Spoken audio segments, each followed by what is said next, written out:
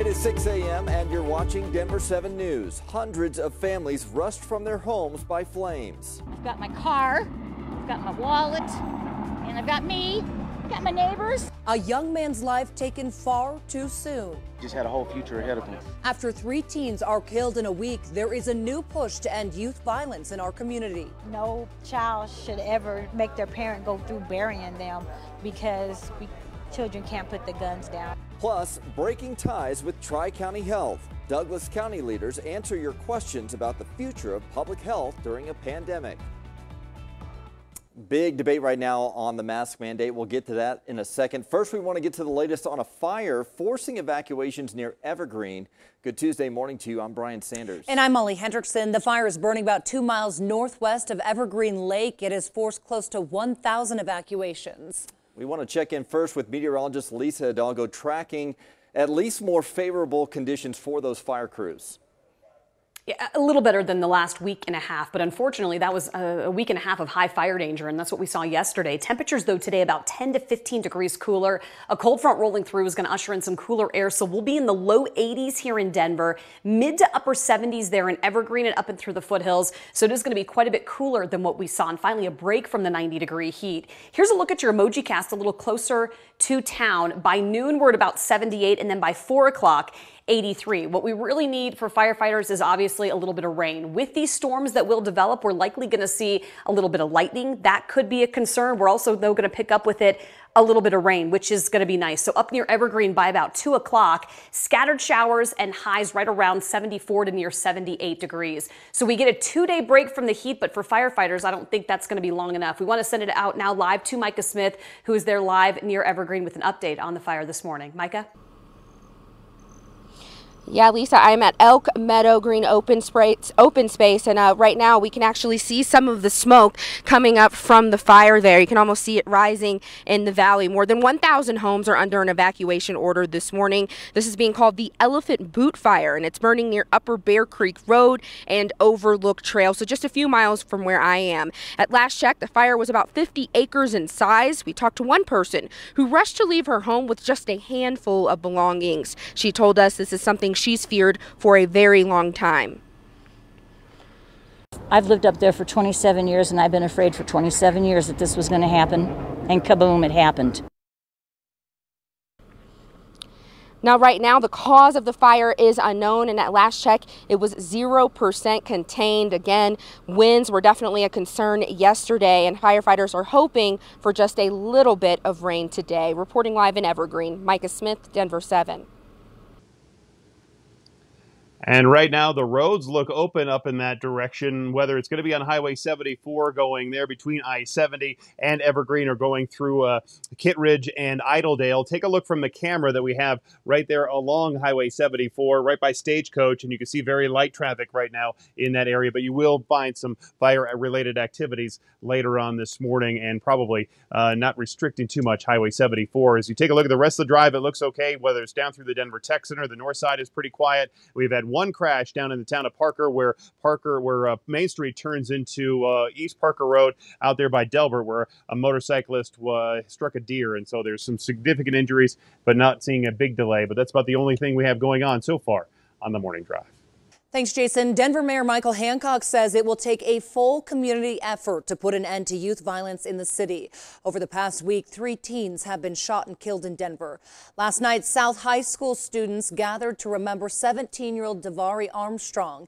He was killed at a house party in Montbello Saturday. He played football, basketball, and ran track. Davari's mother says her pain should act as a lesson to end youth violence. No child should ever have to watch their parent or make their parent go through burying them because children can't put the guns down. To date in Denver, 48 people have been murdered. Denver police say 8 of those have been minors. Police have arrested the man they say is connected to at least one attack on the HIGHLINE Canal Trail in Aurora. Julio Gonzalez was arrested yesterday on unrelated charges. Police believe he hit a woman with a board as she was jogging near First and Moline Saturday morning. A similar attack happened last Wednesday. Officers aren't ready to say if he's responsible for that one yet. State health officials are keeping a close eye on new coronavirus cases here in Colorado. Our partners at the Denver Post compiled the data and found last week our state saw the highest number of weekly cases since early May.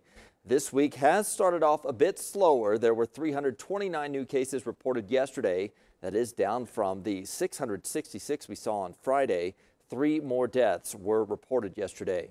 Our hospitals remain in good condition right now. Just over 330 hospital beds are in use by coronavirus patients. That's a third of what we saw in April. Health officials say it could be a few more days before we see the impacts from the 4th of July. Meanwhile, in Douglas County, commissioners will take your questions about their plans to leave the Tri-County Health Department, a process that could take more than a year. Denver7's Nicole Brady is live with the next steps the county plans to take. Nicole? We expect there could be some pretty heated public comment at tonight's meeting, but it is still very early in the process. So tonight's Board of Commissioners meeting will largely just be a discussion. Again, people will be able to comment during the virtual meeting.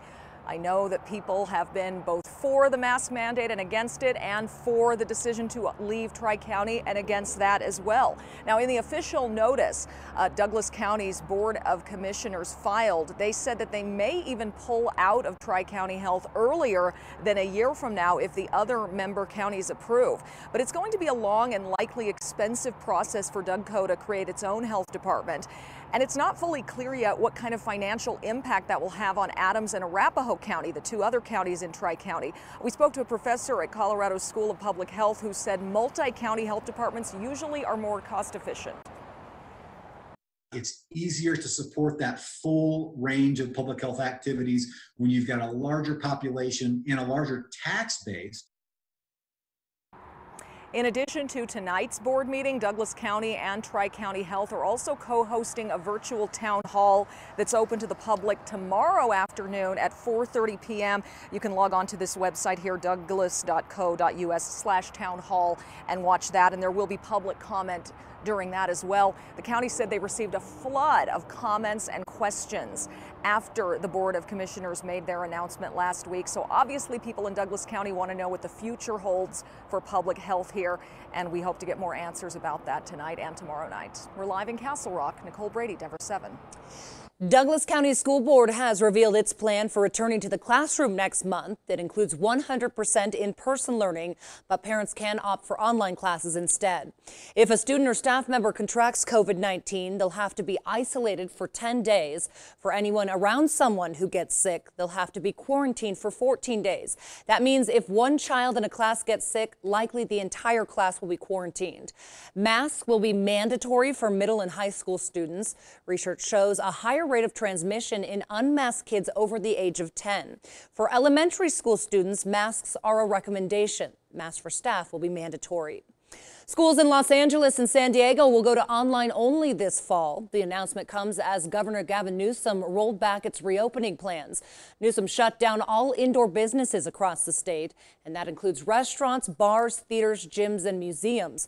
In California, there is currently a record number of patients hospitalized. We do have a positive update this morning on a Wyoming family stranded in Colorado after their van was stolen. We told you about the Fisher family yesterday morning at 6. While visiting here for a doctor's appointment for their special needs son, Lane, their handicap accessible van was stolen. It carries special equipment for Lane. So after setting up a Contact 7 Gives fund, thousands of people donated to help the Fishers, and your donations helped buy 2 new car seats, an extra $300 for food and gas to get them back home, and a $100 Target gift card. Wow. Wow is an understatement. Can't say enough. Colorado, thank you. Thank you very much. And from us, a big thank you to those who donated. It is never too late to make a tax-deductible donation to Contact 7 Gives. Just head over to thedenverchannel.com and look for Contact 7 Gives. Driving along parts of Santa Fe Drive looks like this. 1 lane in either direction with no way to pull off in case of an emergency.